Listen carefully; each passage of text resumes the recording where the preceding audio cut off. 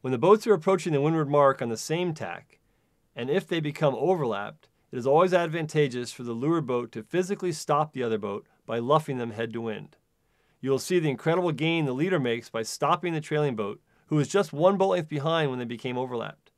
It's clear that the best tactic for the trailing boat is to not get locked to windward as the boats approach the mark. Situation, also dead in the water, and turning now towards the mark, looking around this mark, and be ahead of Keith Swinton. If Bill Robertson wins this race, he wins the Chicago Match Cup. Keith Swinton, dead in the water.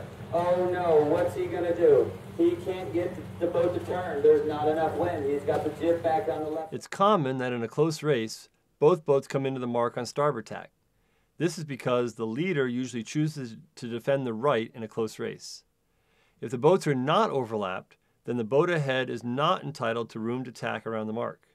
Her best tactic is to luff up to head to wind, glide past the mark, and tack when her keel passes the mark. If the boats are overlapped, as in this shot, the leeward outside boat has to remember that the inside windward boat is entitled to room to tack at the mark. Also, both crews will need to be well practiced in their tack sets. You do a lot of them in match racing. One of the most exciting moments in a close match race is when the boats approach the windward mark on opposite tacks. The starboard tack boat wants to come in right on the starboard ley line, and the port tack boat wants to come in about 2 lengths overstood on the port ley line. This sets up an exciting top mark meet. If the port tacker is more advanced up the race course than the starboard tacker, it'll be tough for them to duck the starboard tacker, and the starboard tacker can make them tack. If the starboard tacker is more advanced, then the port tacker can aim at the starboard tacker and make him nervous about tacking in front of him at the mark. That's why often you'll see both boats slowing down as they approach the mark, to get the other boat advanced. In this shot, you can see how the starboard tacker trapped the port tacker and made him tack away.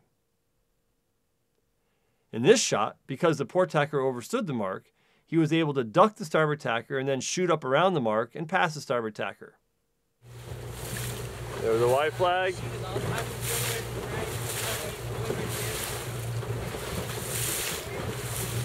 would you guys say in that flag? I'd say it was green.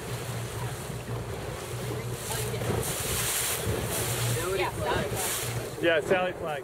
Finally, there's another slight rules change for match racing when a boat tacks in the zone at the windward mark. Rule 18.3 is changed. For match racing, when starboard completes her tack to port in the zone, which is when she gets to a close-hauled course, port must luff and sail to windward of her if she can.